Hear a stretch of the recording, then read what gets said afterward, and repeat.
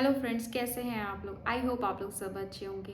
तो इस वीडियो में मैं बात करूंगी अपने स्ट्रगल के बारे में कि मैंने क्या क्या प्रॉब्लम्स फेस करी हैं एक गवर्नमेंट जॉब पाने के लिए। कितनी मेहनत, कितनी निराशा, कितनी उम्मीदों के साथ मैंने जॉब की तैयारी करी और क्या क्या प्रॉब्लम्स मैंने फेस करी। तो बस शुरू करते हैं। तो फ्रेंड्स, मेरी फैमिली में जितनी भी लड़कियां हैं, जो भी मतलब दीदियां हैं, वो सब जॉब करती हैं। सब वर्किंग होने के साथ साथ मेरी जो दीदी हैं वो भी जॉब करती हैं। तो जब मेरी दीदी का जॉब लगा तो और पापा भी मेरे गवर्नमेंट जॉब में थे, तो एक प्रेशर हमारे ऊपर हुआ कि हमें भी गवर्नमेंट जॉब लगानी चाहिए, हमें भी अपने पैरों पे खड़ा होना चाहिए। तो हमारे पापा हमेशा से चाहते थे, मतलब आज भी चाहते हैं कि हम सिविल एस्पिरेंट बने, मतलब सिविल सर्वेंट बने। लेकिन उस टाइम पे इतना ज़्यादा नॉलेज नहीं था उधर। उस टाइम पे क्या था, मेरा जो रुझान था वो बैंकिंग में था। तो क्या था, जब मैंने ट्वेल्थ पास किया तो ट्वेल्थ में जब मैंने टेंथ लिया, टेंथ पास करने के बाद मेरा टेंथ बहुत ही ख़राब मार्क्स से रहा। तो टेंथ पास करने के बाद मेरे से ये डाउट हो गया, मेरे पे ये डाउट हो गया फैमिली को कि ये साइंस तो पढ़ ही नहीं सकती और कॉमर्स में बहुत कैलकुलेशन होता है, तो हम इसको आर्ट्स दिला देते हैं। तो जब ये डिस्कशन मेरा दीदी से चल रहा था, तो दीदी ने मुझसे बात कही, तो मैंने उनको फाइनली जवाब दिया था कि मुझे कॉमर्स लेना है। क्योंकि कॉमर्स में अकाउंटिंग होती है, बहुत लंबी कैलकुलेशन होती है, बहुत डिजिट्स की लंबी लंबी कैलकुलेशन होती है। तो उसको दीदी को लग रहा था कि मैं नहीं कर पाऊंगी, क्योंकि मेरा मैथ बहुत ही वीक था। तो मैंने वहाँ पे कॉमर्स को चूज़ किया बिकॉज मैं एक दिन बैंक गई थी। तो मैंने वहाँ पर जो देखा, बैंक का एक एनवायरनमेंट मैंने देखा, तो मुझे अच्छा लगा कि मुझे जॉब बैंक में ही चाहिए। तो इस चीज़ को ध्यान में रखते हुए मैंने 11th में बैंकिंग चूज़ करी। बैंकिंग चूज़ करने के बाद मैंने बीकॉम किया ग्रेजुएशन में। तो जब मैंने ग्रेजुएशन स्टार्ट किया तो मेरी दीदी की जॉब लग चुकी थी बैंक में। तो जब उनका जॉब लग गया तो उन्होंने मुझे मोटिवेट करना शुरू करा कि बैंक की तैयारी करो, बैंक के पेपर्स की तैयारी करो, और कॉमर्स बैकग्राउंड होने के साथ साथ बहुत ईजी हो जाएगा तुम्हारे लिए। उस टाइम पे इतना कंपटीशन नहीं था जितना आज है। मैंने शुरू करा, मैंने शुरुआत करी। धीरे धीरे धीरे धीरे मुझे फेलियर्स ही मेरे सामने आए। IBPS RRB, IBPS PO, IBPS clerk, SBI clerk, SBI PO, ये सभी मैंने एग्ज़ाम्स दिए और मुझे फेलियर ही मिला। बट मैंने फिर कोचिंग ज्वाइन किया। वहाँ पे जो कोचिंग था, उस टाइम का जो फेमस कोचिंग था, मैंने वो कोचिंग ज्वाइन किया। मैंने वहाँ से क्लासेस ली, थोड़ा बेटर मुझे लगा। साथ में मैंने अपनी सेल्फ स्टडी स्टार्ट करी। सेल्फ स्टडी करने के साथ थोड़ा इम्प्रूवमेंट हुआ, मेरा प्री क्लियर होने लग गया। मेन एग्ज़ाम मुझे नहीं मेरा क्लियर हो पाता था। इस तरीके से करते करते करते करते एक दिन मेरा IBPS RRB क्लर्क मेरा क्लियर हुआ। और उस टाइम पे मेंस नहीं था। तो RRB जब मेरा क्लरिकल पोस्ट का क्लियर हुआ था, तो मुझे उस टाइम पे इतना नॉलेज नहीं था कि मुझे क्या करना चाहिए। उस टाइम पे जो पोस्टिंग मिल रही थी मुझे, मैंने अप्लाई किया था, तो जो पोस्टिंग मिल रही थी मुझे रायबरेली मिल रही थी। तो मैंने अपने फादर से डिस्कस किया कि पापा मैं क्या करूँ। तो पापा ने बोला कि नहीं, आपको मतलब आसपास ही वाला जॉब देखना है। तो मैंने सोचा क्या करना चाहिए। मैंने उस मौके को जाने दिया, और इतनी मुझ में मतलब इतना वो नहीं था, इतनी समझ नहीं थी कि हम ये चीज़ सोच सकें कि नहीं, इतनी मेहनत करी है तो नहीं, हमें जाना चाहिए। मैं उस टाइम पे मैंने उस अपॉर्चुनिटी को जाने दिया, मैंने ज्वाइन नहीं किया। उसके बाद मैंने 2014 में अपना बीएड कंप्लीट किया। बीएड उस टाइम पे 1 साल का होता था, 1 ईयर कोर्स होता था, तो मैंने वो किया। बीएड करने के बाद मेरा मेन स्ट्रगल स्टार्ट होता है। क्या था कि मैं बहुत ज़्यादा डाइवर्टेड थी। कभी मुझे बैंक की तैयारी करनी है, बैंक के एग्ज़ाम्स देने हैं, और कभी मुझे यूपी टेट सी टेट देना है। तो ऐसे में क्या हुआ, मैं बहुत ज़्यादा डाइवर्टेड हो गई। डाइवर्टेड होने के बाद क्या हुआ कि किसी भी सब्जेक्ट पर मेरी कमांड नहीं रही। जो एक एग्ज़ाम को फाइट करने के लिए आपके सब्जेक्ट पर कमांड होनी चाहिए, वो कमांड एक्चुअली मेरी ढीली हो गई। बहुत ही ज़्यादा मैं वीक हो गई सब्जेक्ट्स में, और मैथ्स मेरा ऑलरेडी वीक था। बट हाँ, अकाउंट्स में मेरा मैथ्स ओके था, कहते हैं साइन थीटा कॉस थीटा, ये चीज़ नहीं थी मुझे। और बहुत ही ज़्यादा जो बहुत ही टिपिकल जो मैथ होता है वो मुझे नहीं आता था। बट हाँ, बैंकिंग लेने के बाद मेरा जो मैथ्स था वो डे बाय डे इम्प्रूव होने लग गया। बैंकिंग की जब मैंने प्रिपरेशन स्टार्ट करी तो उसमें बहुत ही ट्रिक्स के साथ आप मैथ्स को करते हो, और क्योंकि वहाँ पे बहुत ही आपके पास कम टाइम होता है क्वेश्चन को सॉल्व करने के लिए, इसीलिए वहाँ पे ट्रिक्स का इस्तेमाल किया जाता है। तो वो ट्रिक्स मुझे आने लगी, तो मेरा मैथ्स थोड़ा बेटर होने लग गया। फिर उसके बाद धीरे धीरे मेरा स्ट्रगल स्टार्ट हुआ। मैंने लास्ट पेपर जो दिया था एसबीआई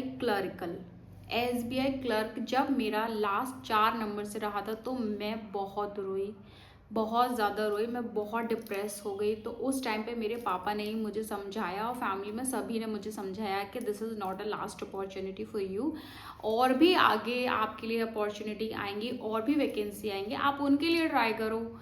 क्यों एक चीज़ के लिए आप खुद को इतना निराश कर रहे हो, ये तो लाइफ है। तो मुझे बहुत ही ज़्यादा सपोर्ट मिला, लेकिन उस टाइम पे मैं बहुत डिप्रेस हो गई और मैंने बैंकिंग की तैयारी छोड़ दी। इसी बीच क्या हुआ था कि अपनी पूरी जो रिश्तेदारी में मैं मम्मी दीदी जॉब करती थी, उसके बाद मैंने बैंकिंग की तैयारी शुरू करी। तो सब लोगों का जो एक ध्यान होता है कि हाँ ये तैयारी कर रही है, इस अगर कोई भी रिजल्ट आता था तो सबसे पहले पूछा जाता था कि क्या हुआ। तो उन लोगों का भी ध्यान था, उन लोगों का भी एक प्रेशर मेरे ऊपर रहता था कि क्या जवाब देंगे फैमिली वाले। अगर नेगेटिव मैं अपना डिस्क्वालीफाइड दिखती थी तो मुझे सबसे पहला डर ये लगता था कि मैं अपनी फैमिली को कैसे फेस करूँगी, क्या पापा को लगेगा, क्या मम्मी को लगेगा, क्या दीदी को लगेगा। तो बस ये सोच के बहुत ही ज़्यादा अपने ऊपर मैं प्रेशर लेने लगी। फिर फाइनली एक दिन मैंने एसबीआई का दिया, जो मैंने बताया मेरा 4 नंबर से रह गया था, और मैंने फाइनली डिप्रेस होने के बाद अपना बैंकिंग लाइन जो थी मैंने छोड़ दी। उसके बाद मेरा जो करियर था वो डाइवर्टेड हो गया यूपी टेट सी टेट की तरफ। यूपी टेट सी टेट बिल्कुल अलग सब्जेक्ट्स आते हैं उसमें, और बैंकिंग में बिल्कुल अलग सब्जेक्ट्स आते हैं। तो मेरे लिए बहुत ही ज़्यादा डिफ़िकल्ट हो गया बैंकिंग करंट अफेयर्स से आपका जीएस और मतलब हिंदी जीएस ये सभी सब्जेक्ट्स पर जाना। बहुत ही प्रॉब्लम्स मैंने फेस करी। जीएस के लिए मुझे हिस्ट्री हिस्ट्री पे मैंने अपनी कमांड बनाई, और मैंने ज्योग्राफी पढ़ना शुरू करा, सिविक्स मैंने पढ़ना शुरू करा। धीरे धीरे मैंने अपना कमांड शुरू करा, और इसी बीच मैंने पीसीएस के एग्ज़ाम्स भी देना शुरू करे, क्योंकि उसमें भी जीएस का पोर्शन रहता था। तो मैंने पीसीएस के एग्ज़ाम्स देना शुरू करे, जिसमें मैंने पीसीएस में स्कोर किया। वो मेरा पास नहीं हो पाता था, और जो प्री एग्ज़ाम होता था वो कुछ ही मार्क्स से मेरा रह जाता था।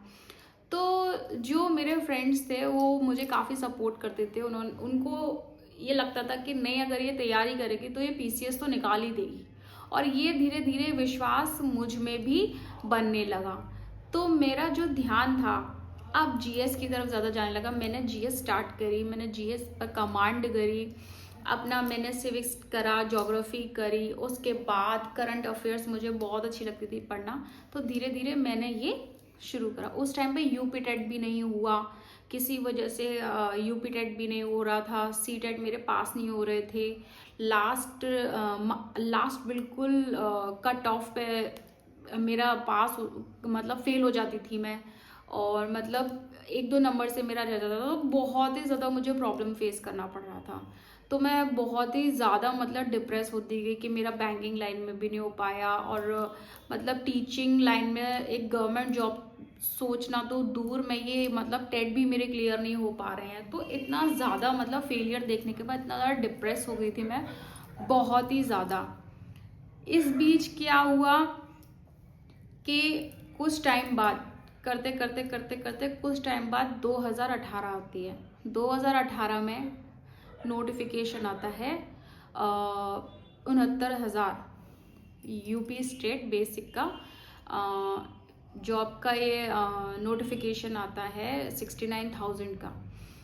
तो उससे पहले मेरा यूपी टेट सी टेट हो गए थे। तो मैंने इतनी मेहनत करी थी मैंने अपना CDP तैयार किया, मैंने अपना GS तैयार किया, मैंने मैथ्स तैयार किया, मैंने सभी सब्जेक्ट्स को तैयार किया और मेरा लगातार UP TET primary, UP TET junior, C TET primary, C TET junior, मेरा चारों ही टेट एक साथ रिजल्ट आए और मैं चारों में ही पास हुई। मेरे चारों ही एग्ज़ाम एक साथ क्लियर हुए। उसके बाद जब ये 69,000 वैकेंसी का नोटिफिकेशन आया तो हमारे पास एक महीना था। एक महीने बाद हमारा एग्ज़ाम था, क्योंकि बहुत ही जल्दी ये होना था एग्ज़ाम। तो उस टाइम पे मुझे समझ में नहीं आया कि मैं क्या करूं। तो मेरे साथ और भी फ्रेंड्स थी जो इसकी तैयारी कर रही थी, काफ़ी लोग थे जो इसकी प्रिपरेशन कर रहे थे। तो मुझे एक्चुअली एक स्ट्रैटेजी चाहिए थी कि इस एग्ज़ाम को कैसे ना कैसे क्लियर करना है, चाहे कुछ भी हो जाए, इस एग्ज़ाम को मुझे क्लियर करना है तो करना है। इस चीज़ के लिए सबसे ज़्यादा मेहनत मैंने करी है और केवल मैंने इस चीज़ को पास करने के लिए, सबसे पहले जो मेरी फैमिली थी उसने मुझे बहुत सपोर्ट किया। मैंने उस टाइम पे घर का काम, बाहर का काम, सारे काम मैंने छोड़ दिए थे। तो मेरी लाइफ में ऐसा नहीं रहा है कि मतलब मैं घर के ही काम करूं। मेरी लाइफ क्या थी कि मैं मोस्टली बाहर के काम करती थी और अपना स्टडी करती थी, बस यही मेरी लाइफ थी। घर का काम तो ज़्यादा नहीं था, लेकिन हाँ बाहर का काम मुझे करना होता था। तो जॉब भी मैंने इसी बीच करी, प्राइवेट जॉब करी अर्निंग के लिए, लेकिन कुछ नहीं हुआ, सब एक टेम्पररी टाइम पास था। उसके बाद मुझे यही महसूस हुआ था कि अलका इसमें कुछ भी नहीं है, करना आपको कुछ और ही पड़ेगा, आपकी लाइफ यहाँ तक नहीं थम सकती। उसके बाद गाइज मैंने 69,000 के लिए जो मेरी जो फैमिली है, जो मेरी सिस्टर है सबसे जो मुझसे छोटी सिस्टर है, उसने मुझे गाइड किया कि तुमको ऐसा करना चाहिए, तुमको ऐसा करना चाहिए, ठीक है। तो मैंने उस चीज़ को फॉलो किया, थोड़ा सा मैंने इस चीज़ को समझा कि नहीं यही मेरे पास टाइम है और यही मेरा गोल्डन पीरियड है। अगर मैं इस टाइम पर भी मेहनत नहीं करूँगी, अपना 100% नहीं दूंगी, तो ताउम्र मुझे ऐसे ही निकल जाएगी, फिर मेरे हाथ में कुछ भी नहीं लगेगा। और शादी की एज भी हो रही थी। तो उस दौरान मैंने कुछ अपने लिए रूल्स बनाए और मैंने उन रूल्स को ब्रेक नहीं किया। मैंने कोचिंग लगाया, कोचिंग जाती थी, पढ़कर आती थी, उसको रिवाइज करती थी और मैंने एक कमरे में ऑलमोस्ट 1 महीने के लिए मैंने खुद को बंद कर लिया था। कहीं जाना नहीं, कहीं आना नहीं, घर से कोचिंग, कोचिंग से घर और अपनी पढ़ाई, बस। इसके अलावा मेरी कोई और दुनिया नहीं थी। मेरी फैमिली का फुल सपोर्ट रहा है उस टाइम पे। पूरी 24 दिन की पढ़ाई के बाद मैं लास्ट डे